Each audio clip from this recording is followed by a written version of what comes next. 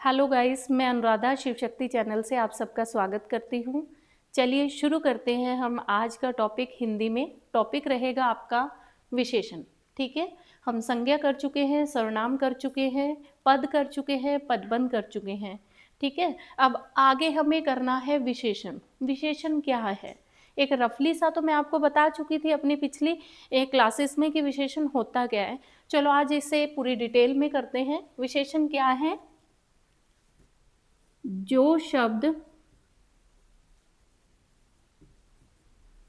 संज्ञा या सर्वनाम की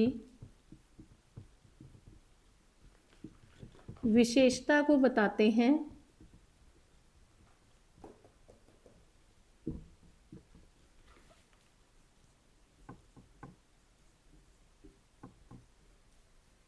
विशेषण कहलाते हैं।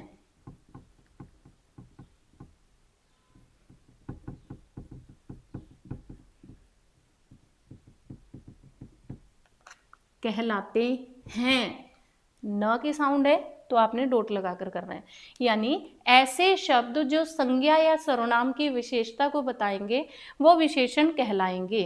संज्ञा किसी व्यक्ति का नाम, वस्तु का नाम, स्थान का नाम, गुण, दोष, भाव का बोध कराने वाले शब्द संज्ञा कहलाते हैं। सर्वनाम जो शब्द संज्ञा के स्थान पर प्रयोग किए जाते हैं सर्वनाम कहलाते हैं। और विशेषण जो इन दोनों की क्वालिटी यानी विशेषता को बताते हैं वो विशेषण कहलाते हैं। जैसे गाय काली है। ठीक है, तो गाय क्या है? संज्ञा है। और अगर ज्यादा डीप में चली जाऊं, कौन सी संज्ञा है? जातिवाचक संज्ञा है। ठीक है, क्यों? क्योंकि आगे इसकी वैरायटी है। जैसे आप कहते हो साहिवाल गाय। ठीक है, तो ये क्या है? आगे वैरायटी है यानी जातिवाचक संज्ञा है। उसके बाद इस काली क्या है? इस संज्ञा की विशेषता है। ठीक है, तो यानी संज्ञा की विशेषता बता रहे हैं तो क्या है? विशेषण है। क्लियर है? तो क्या है? विशेषण है। यानी जो शब्द हमें संज्ञा या सर्वनाम की विशेषता बताते हैं वो क्या कहलाते हैं? वो विशेषण कहलाते हैं। क्लियर हो गया यहां तक? कोई प्रॉब्लम? आगे बढ़ते हैं। इसमें एक चीज आती है, एक है विशेषण और दूसरा है विशेष्य। ये खास जानने योग्य तथ्य है। विशेषण आपको क्लियर हो गया, विशेषता है। विशेष्य क्या है? यानी जिसकी विशेषता बता रहे हो वो विशेष्य है। अभी मैंने आपके सामने लिखा गाय काली है। विशेष्य में स्पेशल नहीं, विशेष्य में उद्देश्य। और उद्देश्य क्या होता है? इसे ही उद्देश्य कहा जाता है और इसे ही विशेष्य कहा जाता है। अब इंग्लिश में आप उद्देश्य को पर्पज मानते हो, ठीक है, और फिर कहते हो यहाँ तो कोई पर्पज ही नहीं है। पर नहीं, उद्देश्य या विशेष्य जिसके बारे में बात की जाए, नोट कर लेना, जिसके बारे में बात की जाए। अब मैंने कहा गाय काली है तो किसकी बात कर रहे हो? गाय की। तो गाय क्या हुई? विशेष्य। और क्या है? काली है, तो काली क्या हुआ? विशेषण। क्लियर है? यानी अगर आपसे पूछ लिया जाए गाय काली है, इसमें उद्देश्य छांटिए, या गाय काली है इसमें विशेष्य छांटिए, तो बात किसकी हो रही है? गाय की। तो गाय क्या है? विशेष्य है। और विशेष्य को ही क्या कहा जाता है? उद्देश्य कहा जाता है। मैं कहती हूं आपको एक नेक्स्ट सेंटेंस दे देती हूं, यानी राम दिल्ली जाएगा। राम दिल्ली जाएगा। अगर ये आ गया आपके पास और आपसे पूछा जाए दिल्ली जाना क्या है, ठीक है, या छोड़ो, अगर इस सेंटेंस में कह दिया जाए विशेष्य छांटिए, तो विशेष्य और उद्देश्य मैंने कहा सेम है आपका। तो अब किसकी बात चल रही है? राम की। तो राम ही आपका विशेष्य है और विशेष्य ही आपका उद्देश्य है। ये ध्यान रखना, ये अलग अलग नहीं होते, विशेष्य या उद्देश्य जिसके बारे में बात की जाए। क्लियर? और दिल्ली आपकी संज्ञा। ठीक है, अब ये आपको विशेष्य भी क्लियर हो गया, उद्देश्य भी क्लियर हो गया, विशेषण भी क्लियर हो गया, यानी क्वालिटी। आगे बढ़ते हैं, आपके पास आता है विशेषण के कितने भेद हैं। विशेषण के भेद कितने हैं? 4 हैं। ठीक है, आपके 4 भेद हैं विशेषण के। कौन से 4 हैं? गुणवाचक पहला है, गुणवाचक विशेषण। दूसरा परिमाणवाचक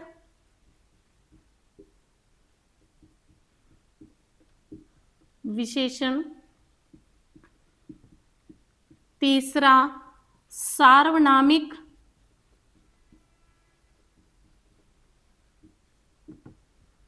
विशेषण। ठीक है, और चौथा जो है आपका सांकेतिक यानी संकेतवाचक विशेषण। ठीक है, आप ऐसा कई बार ऐसा भी आ जाता है, सार्वनामिक और संकेतिक एक ही ले लेते हैं, यानी एक ही पर्पज से यूज हो जाता है, तो इसी को सार्वनामिक और इसी को संकेतवाचक कहा जाता है। और तो चौथा आ जाएगा आपका संख्यावाचक विशेषण। ये ध्यान रखना, ये टोटल आपके 4 भेद हैं।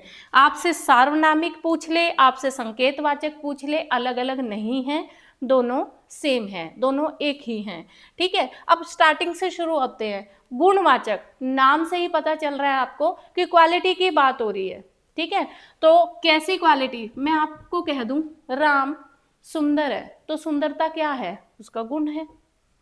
ठीक है, और राम वृद्धावस्था में है, तो वृद्धावस्था क्या है? उसका गुण है। ठीक है, राम यौवनावस्था में है, तो यौवनावस्था क्या है? यंग क्या है? उसका गुण है।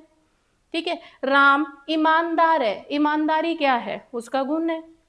राम दयालु है, दयालु क्या है? उसका गुण है। यानी जहां भी हम उसकी क्वालिटी लेंगे, चाहे वो अच्छी है चाहे बुरी है। ठीक है, राम परोपकारी है, तो उसका गुण है, तो क्या कहलाएगी? गुणवाचक। अगर मैं कह दूं राम बेईमान है, तो बेईमान भी क्या है? उसकी क्वालिटी है, चाहे वो बुरी ही क्यों नहीं है, पर बता तो हमें उसके गुण और अवगुण ही रहा है, तो गुण अवगुण। दूसरा मैंने कहा यौवनावस्था में है, वृद्धावस्था में है, यानी वो भी तो उसकी क्वालिटी हुई, उसकी फिजिकल क्वालिटी हुई, तो वो क्या है? वो भी गुण है, यानी उसकी अवस्था का बोध करा रहा है। राम दरिद्रता की अवस्था में है, यानी गरीब है, तो वो भी क्वालिटी है। राम राजा है, वो भी क्वालिटी है। ठीक है, राम दयनीय स्थिति में है, वो भी क्वालिटी है।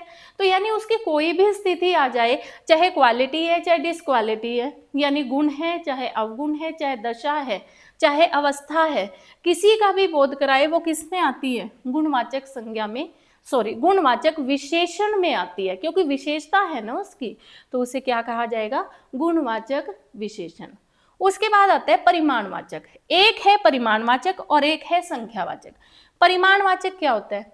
जिन्हें गिना नहीं जाता, सिर्फ नापा व तोला जाता है, यानी जिनके साथ मेजरमेंट लग जाते हैं। जैसे हम कहते हैं 2 मीटर कपड़ा, 5 लीटर दूध,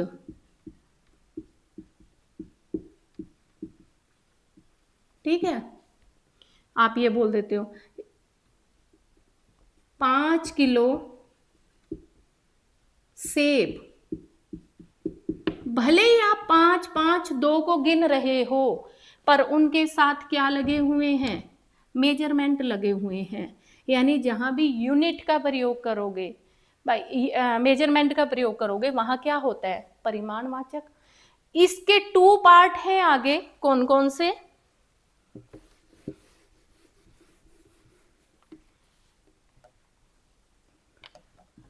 अनिश्चित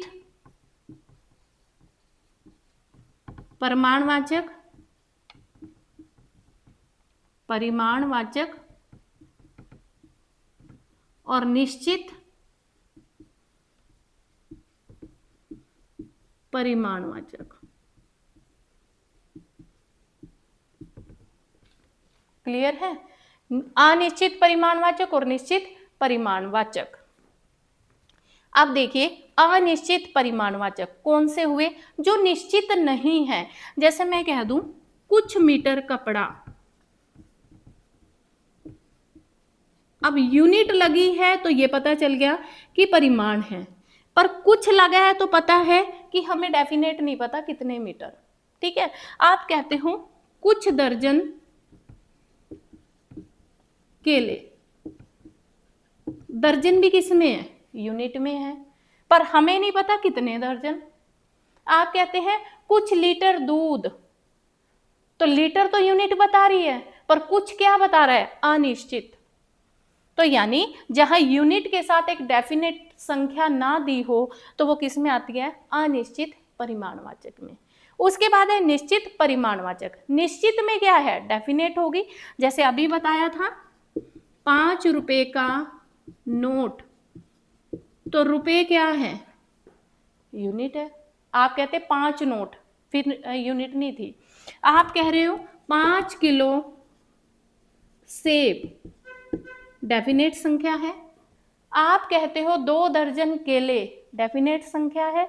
तो यानी जहां भी आपके पास एक निश्चित संख्या के साथ यूनिट लिखी गई है वो होगी निश्चित परिमाणवाचक, और जहां भी कोई निश्चित संख्या नहीं होगी, कुछ, ठीक है, या कुछ के साथ कोई यूनिट होगी तो वो अनिश्चित परिमाणवाचक। यानी जहां हमें ये नहीं पता कि कितने मीटर कपड़ा, कितने लीटर दूध, कितने किलो सेब, तो वो सब क्या है? अनिश्चित है। जहां हमें पता है कितने रुपए का नोट, कितने किलो सेब, कितने लीटर दूध, तो वो सब क्या है? निश्चित परिमाणवाचक। क्लियर हो गया? अब आगे चलते हैं। मोस्ट इंपॉर्टेंट है आपका सार्वनामिक विशेषण। सबसे ज्यादा पूछा जाता है पेपर में, सार्वनामिक या संकेतवाचक। सार्वनामिक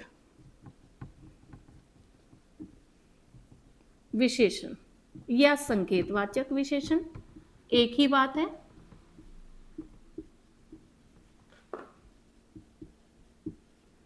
अब आप देखो सार्वनामिक किससे बना है? सर्वनाम से।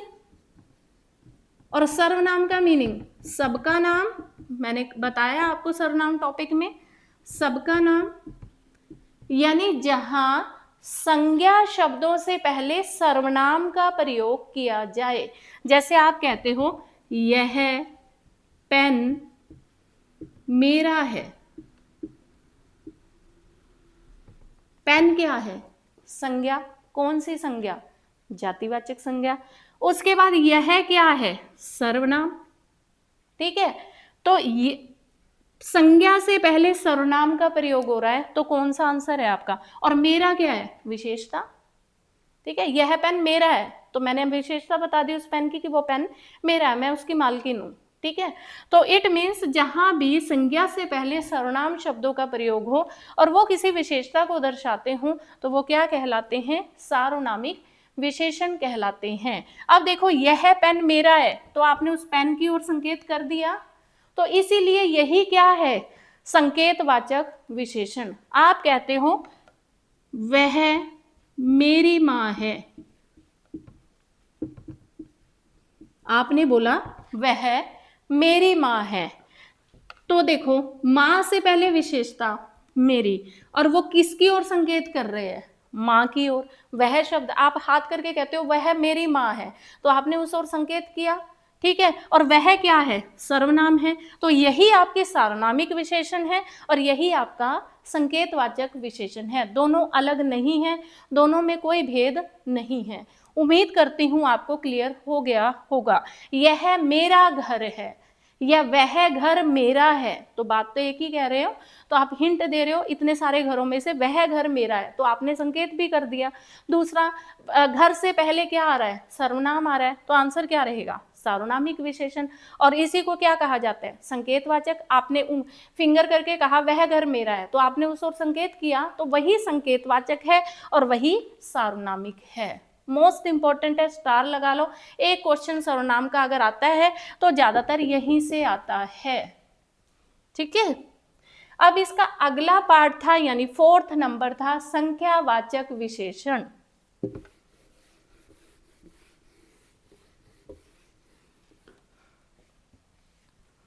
संख्यावाचक विशेषण, 4th पार्ट, संख्यावाचक विशेषण। नाम से ही क्लियर हो रहा है, ये संख्या का बोध कराएगा, यानी नंबर का बोध कराएगा। अभी हमने परिमाणवाचक किया, वो नंबर के साथ साथ यूनिट का बोध करा रहा था, यानी जो उसके साथ लिखा हुआ था मेजरमेंट। पर ये मेजरमेंट के बिना आएगा। जैसे आप कहते हो 5 नोट, वहां क्या था? 5 रुपए का नोट। ठीक है, आप कहते हो 12 केले, और वहां क्या था? 12 1 दर्जन केले। ठीक है, आप कह रहे हो 5 बोतल, यानी बोतल, इंक यानी स्याही, और यहां क्या कह रहे थे? 5 लीटर स्याही।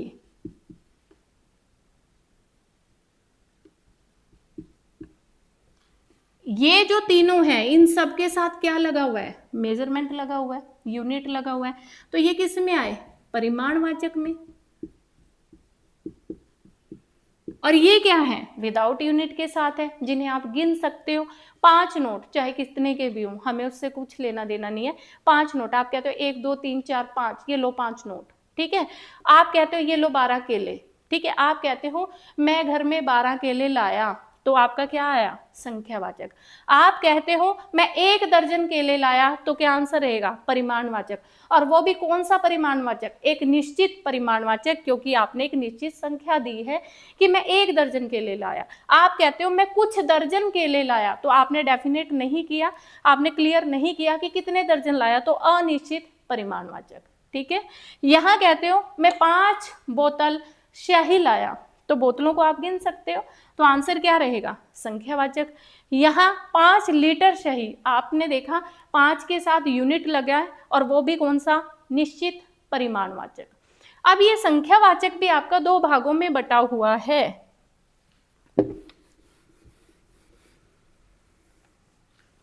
कैसे? निश्चित संख्यावाचक,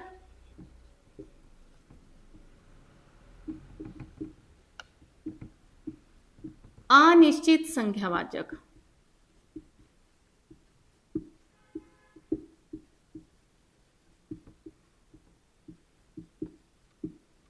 आप कह रहे हो 5 केले,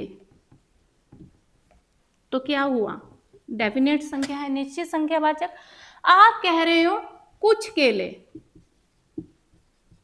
ध्यान रखना आपने ये नहीं कहा कुछ दर्जन केले, क्योंकि दर्जन लगते ही वो अनिश्चित परिमाणवाचक बन जाएगा। मैंने कहा कुछ केले, यानी आप काउंट कर सकते हो। ठीक है, आप कह रहे हो 5 समोसे, काउंट कर सकते हो।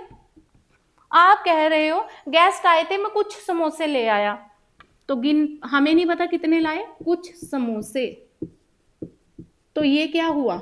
अनिश्चित संख्यावाचक। जहां आप एक डेफिनेट संख्या देते हो, फिक्स काउंटिंग देते हो, वो निश्चित संख्यावाचक। जहां आप डेफिनेट संख्या नहीं बताते, वो आपका अनिश्चित संख्यावाचक। उम्मीद करती हूं क्लियर हो चुका होगा, कोई भी प्रॉब्लम आपको नहीं होगी। ठीक है, उसके बाद आता है आपका संख्यावाचक। हो गया। अगर आपके पास इसमें भी पार्ट दे दिए जाए,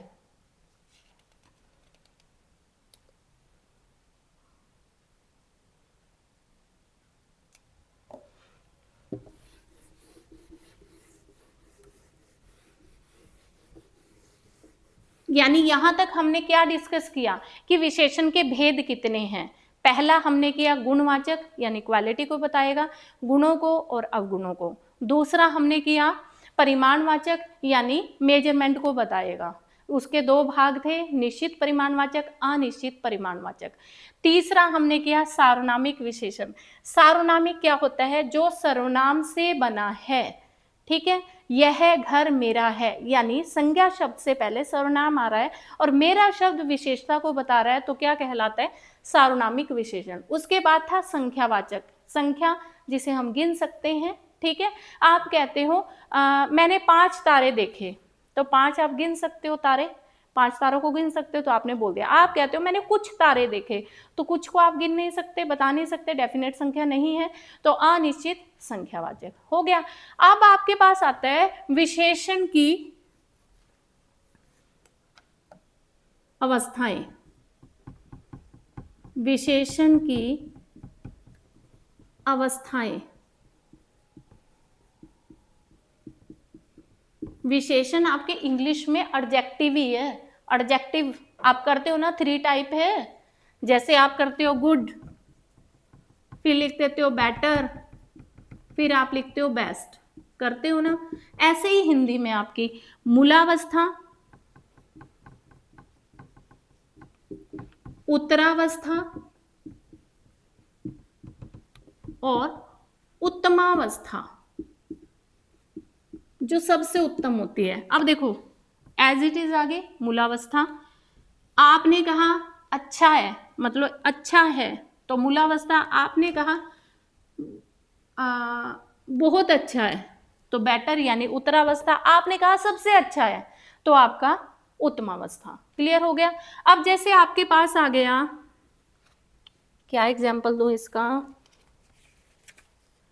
अवस्थाओं में?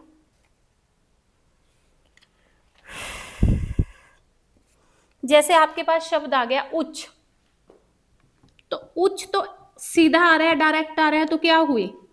मूलावस्था। अगर मैं कहूं उच्चतर, ये देखो पहचान यहीं पे है तर, तो क्या है? उत्तरावस्था। अगर मैं कहूं उच्चतम, ये रहा तम, तो क्या हुआ? उत्तमावस्था। एक चीज ध्यान रखना, जहां भी आपकी मूलावस्था के साथ तर लगा होगा, उत्तरा में भी तर आ रहा है, तो वो आपकी सेकंड होगी, यानी उत्तरावस्था। जहां भी आपका तम लगा होगा, वो क्या है? आपकी उत्तमावस्था। क्लियर है? आप देखो ये फर्स्ट डिग्री है, ये सेकंड डिग्री है, ये थर्ड डिग्री है, ये कंपैरिजन है, ठीक है, ये दी बेस्ट है, ठीक है, सुपरलेटिव। ये क्लियर हो गया आपको? ये मेन है आपका। जैसे आपके पास आता है श्रेष्ठ, श्रेष्ठ क्या होगी? मूलावस्था। श्रेष्ठतर क्या हो गई? उत्तरावस्था। श्रेष्ठतम क्या हो गई? उत्तमावस्था। क्लियर है? तो यानी ये फर्स्ट डिग्री है, ये सेकंड डिग्री है, ये थर्ड डिग्री है। अगर आपसे पूछा जाए श्रेष्ठतम विशेषण की कौन सी अवस्था है, तो ऑप्शन पर जाना, पहली अवस्था, दूसरी अवस्था, तीसरी अवस्था, तम लगा है, तीसरी है, या तो ऐसे होगा ऑप्शन आपके पास, यह आएगा उत्तरावस्था, मूलावस्था, उत्तमावस्था। अब देखो श्रेष्ठतम पूछा है मैंने, तो तम किस में है? उत्तम में है, तो आंसर क्या रहेगा? उत्तम। संस्कृत में हमें जब हमारे जो शास्त्री जी होते हैं वो गुड देते हैं, तो वो उत्तम लिखते हैं। उत्तम का मीनिंग क्या है? बेस्ट, ठीक है, आप एक्सीलेंट दे रहे हो उसे, तो वो कौन सी अवस्था होती है? वो आपकी तीसरी अवस्था होती है। ये कंपैरिजन, यानी इसके कंपैरिजन में ठीक है, और इसके कंपैरिजन में दी बेस्ट है। तो ये है आपकी विशेषण की 3 अवस्थाएं। पूछा जाए विशेषण की कितनी अवस्थाएं हैं? 3। विशेषण कहते किसे हैं? संज्ञा व सर्वनाम की विशेषता बताने वाले शब्दों को विशेषण कहा जाता है। क्लियर हो गया? उसके बाद आता है विशेषण कितने प्रकार का है। मैंने आपको क्लियर किया कि विशेषण 4 प्रकार का है। गुणवाचक विशेषण, संख्यावाचक विशेषण, परिमाणवाचक विशेषण और सार्वनामिक विशेषण। गुणवाचक क्वालिटी को बताएगा, परिमाणवाचक 2 भागों में बटा है, निश्चित परिमाणवाचक और अनिश्चित परिमाणवाचक। निश्चित में डेफिनेट संख्या के साथ मेजरमेंट होगा, अनिश्चित में डेफिनेट संख्या नहीं होगी, ओनली मेजरमेंट होगा, जैसे कुछ लीटर दूध, ठीक है। उसके बाद है आपका संकेतवाचक या सार्वनामिक। यह घर उसका है, तो आपने घर के बाद हिंट दे दिया कि मेरा नहीं है, उसका है, तो उसका तो विशेषता हो गई, और घर से पहले जो यह आ रहा है वो आपका सर्वनाम हो गया, जिसकी वजह से क्या बन गया, सार्वनामिक विशेषण। ठीक है, एक मैंने आपको विशेष्य और विशेषण बताया। विशेषण तो क्वालिटी होती है, और विशेष्य जिसके बारे में बात कर रहे हो, और इसी विशेष्य को हम क्या बोलते हैं, उद्देश्य के नाम से जानते हैं। ठीक है, मैंने कहा गाय काली है, ठीक है, तो बात किसकी हो रही है, गाय की हो रही है, तो विशेष्य क्या हुआ, गाय, और काली क्या हुआ, विशेषण। क्लियर। उसके बाद आपका आता है लास्ट में संख्यावाचक, फिर दो भागों में डिवाइड है आपका निश्चित संख्यावाचक, अनिश्चित संख्यावाचक। निश्चित में डेफिनेट संख्या होगी, अनिश्चित में डेफिनेट संख्या नहीं होगी। आप कहते हो मैं कुछ केले लाया, तो अनिश्चित संख्यावाचक, क्योंकि केलों के साथ मेजरमेंट नहीं है, दर्जन नहीं है। ठीक है, आप कहते हो मैं 10 केले लाया, 10 को आप गिन सकते हो, तो क्या हुआ, निश्चित संख्यावाचक। क्लियर। उसके बाद मैंने आपको बताया कि विशेषण की अवस्थाएं कितनी हैं, 3 हैं, जो हम इंग्लिश में करते हैं डिग्री, फर्स्ट, सेकंड और थर्ड। ठीक है, ये मूलावस्था, उत्तरावस्था और उत्तमावस्था। मूलावस्था जो शब्द होगा एज इट इज दिया होगा, उत्तरावस्था में शब्द के साथ तर जुड़ेगा, ये रहा तर, उत्तर। ठीक है, और उत्तमावस्था में शब्द के साथ तम जुड़ेगा, ये रहा तम। तम लगा होगा तो उत्तमावस्था, तर लगा होगा तो उत्तरावस्था, और कुछ नहीं लगा होगा तो मूलावस्था। ये था आपका टॉपिक विशेषण। कहीं भी कोई प्रॉब्लम है तो कमेंट कीजिए।